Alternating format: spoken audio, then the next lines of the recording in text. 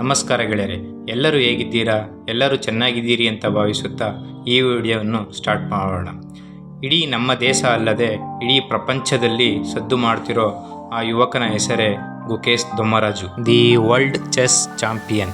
ಈತನ ವಯಸ್ಸು ಕೇವಲ 18 ವರ್ಷ, ಆದರೆ ಈತ ಚೆಸ್ನಲ್ಲಿ ವಿಶ್ವ ಚಾಂಪಿಯನ್. ಭಾರತದ ಯುವ ಚೆಸ್ ಆಟಗಾರ ಡಿ ಗುಕೇಶ್ ಇತಿಹಾಸ ನಿರ್ಮಿಸಿದ್ದಾರೆ. ವಿಶ್ವ ಚಾಂಪಿಯನ್ಶಿಪ್ನಲ್ಲಿ ಭಾರತದ ಆಟಗಾರ ದೊಡ್ಡ ಸಾಧನೆ ಮಾಡಿದ್ದಾರೆ. ಗುಕೇಶ್ ಚೀನಾದ ಡೆಂಗ್ ಲೆರಿನ್ ರನ್ನು ಸೋಲಿಸುವ ಮೂಲಕ ವಿಶ್ವ ಚಾಂಪಿಯನ್ಶಿಪ್ ಪ್ರಶಸ್ತಿಯನ್ನು ಗೆದ್ದರು. 18 ವರ್ಷದ ಯುವ ಭರವಸೆಯ ಆಟಗಾರ ಡಿ ಗುಕೇಶ್ 14ನೇ ಹಾಗೂ ನಿರ್ಣಾಯಕ ಪಂದ್ಯದಲ್ಲಿ ಚೀನಾದ ಆಟಗಾರನ ಸವಾಲನ್ನು ಮೀರಿ ನಿಂತರು. ಈ ಪ್ರತಿಷ್ಠಿತ ಪ್ರಶಸ್ತಿಯನ್ನು ಗೆದ್ದ ಭಾರತದ 2ನೇ ಆಟಗಾರ ಎಂಬ ಹೆಗ್ಗಳಿಕೆಯನ್ನು ತಮ್ಮದಾಗಿಸಿಕೊಂಡಿದ್ದಾರೆ. ಬನ್ನಿ ಗೆಳೆಯರೆ, ಹಾಗಿದ್ದಲ್ಲಿ ಗುಕೇಶ್ ಅವರ ಅಮೋಘ ಸಾಧನೆಯನ್ನು ನೋಡೋಣ. ಅದೇನೆಂದರೆ, ಸಿಂಗಾಪುರದಲ್ಲಿ ನಡೆದ ಟೂರ್ನಿಯಲ್ಲಿ ಗುಕೇಶ್ ಅಮೋಘ ಸಾಧನೆ ಮಾಡಿದ್ದಾರೆ. 15 ದಿನಗಳ ಕಾಲ ನಡೆದ ಟೂರ್ನಿಯಲ್ಲಿ ಭಾರತದ ಚೆಸ್ ಕ್ರೀಡಾಪಟು ಅಮೋಘ ಪ್ರದರ್ಶನ ನೀಡಿದರು.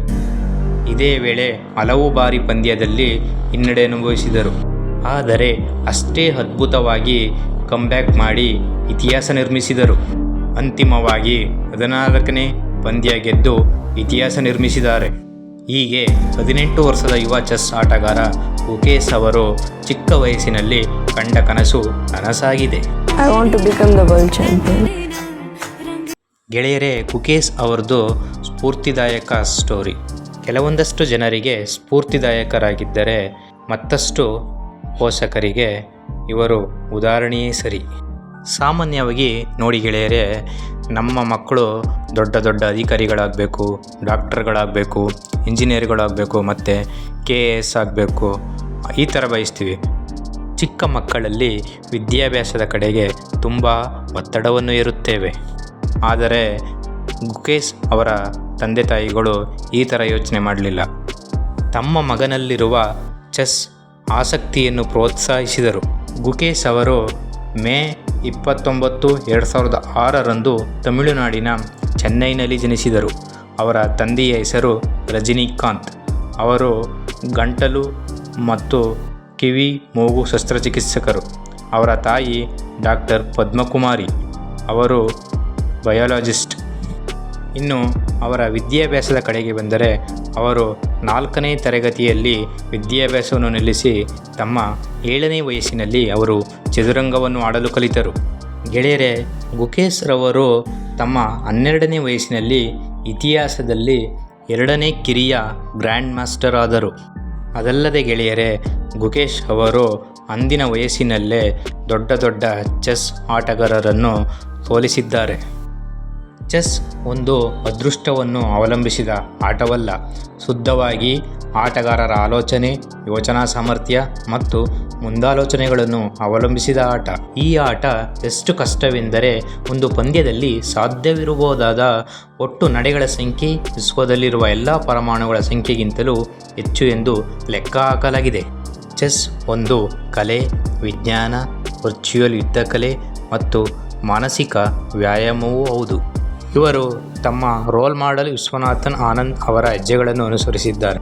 ವಿಶ್ವನಾಥನ್ ಆನಂದ್ ಅವರು ಒಬ್ಬ ಭಾರತೀಯ ಚೆಸ್ ಗ್ರ್ಯಾಂಡ್ ಮಾಸ್ಟರ್ ಮತ್ತು ಮಾಜಿ 5 ಬಾರಿ ವಿಶ್ವ ಚೆಸ್ ಚಾಂಪಿಯನ್. ಅವರು 1988ರಲ್ಲಿ ಭಾರತದಿಂದ ಮೊದಲ ಗ್ರ್ಯಾಂಡ್ ಮಾಸ್ಟರ್ ಆದರು ಮತ್ತು ಸಾರ್ವಕಾಲಿಕ 8ನೇ ಅತ್ಯುನ್ನತ ಗರಿಷ್ಠ ಫಿಡೆ ರೇಟಿಂಗ್ ಅನ್ನು ಹೊಂದಿದ್ದಾರೆ. 2022ರಲ್ಲಿ ಅವರು ಫಿಡೆನ ಉಪಾಧ್ಯಕ್ಷರಾಗಿದ್ದರು ಮತ್ತು ಗುಕೇಶ್ ಅವರ ಗುರುಗಳಾಗಿದ್ದರು. ಇನ್ನು ಈ ರೋಚಕ ಪಂದ್ಯದ ಬಗ್ಗೆ ತಿಳಿಯೋಣ.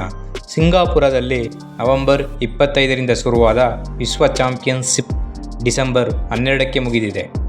ಭಾರತದ ಗುಕೇಶ್ 14ನೇ ಮತ್ತು ಅಂತಿಮ ಪಂದ್ಯದಲ್ಲಿ ಚೀನಾದ ಡೆಂಗ್ ಲೆರಿನ್ ವಿರುದ್ಧ ಗೆಲ್ಲುವುದರೊಂದಿಗೆ ಐತಿಹಾಸಿಕ ಸಾಧನೆ ಮಾಡಿದ್ದಾರೆ. ವಿಶ್ವ ಚಾಂಪಿಯನ್ಶಿಪ್ ಇತಿಹಾಸದ 18ನೇ ಚಾಂಪಿಯನ್ ಆಗಿ ಹೊರಹೊಮ್ಮಿದ್ದಾರೆ. ಒಟ್ಟು 14 ಪಂದ್ಯಗಳ ಕೂಟದಲ್ಲಿ ಗುಕೇಶ್ 1ನೇ ಪಂದ್ಯವನ್ನೇ ಸೋತಿದ್ದರು. 3ನೇ ಪಂದ್ಯವನ್ನು ಗೆಲ್ಲುವ ಮೂಲಕ ಲೆರಿನ್ಗೆ ಸೆಡ್ಡು ಹೊಡೆದರು. ಆನಂತರ ಅದರ ನಡುವಿನ ಪಂದ್ಯಗಳು ಸತತ ಡ್ರಾಗಳತ್ತ ಸಾಗಿದವು. 11ನೇ ಪಂದ್ಯವನ್ನು ಗೆದ್ದ ಗುಕೇಶ್ ವಿಶ್ವ ಚಾಂಪಿಯನ್ ಆಗುವ ಸುಳಿವು ನೀಡಿದರು. ಮತ್ತೆ ಗುರುವಾರ ನಡೆದ ಕೊನೆಯ 14ನೇ ಪಂದ್ಯದಲ್ಲಿ ಗುಕೇಶ್ ಗೆದ್ದು ಜಯಶೀಲರಾದರು. ನಿಜಕ್ಕೂ ಈ ಯುವಕನ ಸಾಧನೆ ತುಂಬ ಅಮೋಘವಾದದ್ದು. ಹೇಗೆ ಇಷ್ಟು ಚಿಕ್ಕ ವಯಸ್ಸಿನಲ್ಲೇ ಇಷ್ಟೆಲ್ಲ ಸಾಧನೆ ಮಾಡಲು ಸಾಧ್ಯವಾಯಿತು? ಅವರು ಹೇಗೆ ತಮ್ಮ ಮನಸ್ಸನ್ನು ಸ್ಥಿರವಾಗಿಟ್ಟುಕೊಂಡಿದ್ದರು? ಇದೆಲ್ಲದಕ್ಕೂ ಕಾರಣ ಅವರ ಸುದೀರ್ಘವಾದ ಯೋಗ ಮತ್ತು ಧ್ಯಾನದ ಅಭ್ಯಾಸ ಮತ್ತು ಅವರಿಗಿದ್ದ ಚೆಸ್ ಮೇಲಿನ ಗೌರವ ಹಾಗೂ ತಂದೆ ತಾಯಿಗಳ ಪರಿಶ್ರಮ. ನಿಜಕ್ಕೂ ಹುಡುಗನ ಈ ಸಾಧನೆ ನಮಗೆಲ್ಲ ಒಂದು ಸ್ಫೂರ್ತಿ ಹಾಗೂ ಎಲ್ಲ ಪೋಷಕರಿಗೂ ಎಕ್ಸಾಂಪಲ್. ಇವರ ಮುಂದಿನ ಚೆಸ್ ಜೀವನಕ್ಕೆ ಶುಭವಾಗಲಿ. ಈ ವಿಡಿಯೋ ಇಷ್ಟವಾದರೆ ಲೈಕ್ ಮಾಡಿ, ನಮ್ಮ ಚಾನಲ್ಗೆ ಸಬ್ಸ್ಕ್ರೈಬ್ ಮಾಡಿ ಹಾಗೂ ಹೆಚ್ಚು ಶೇರ್ ಮಾಡಿ. ಧನ್ಯವಾದಗಳು ಗೆಳೆಯರೇ. ಸಿಗೋಣ ಮುಂದಿನ ವಿಡಿಯೋದಲ್ಲಿ.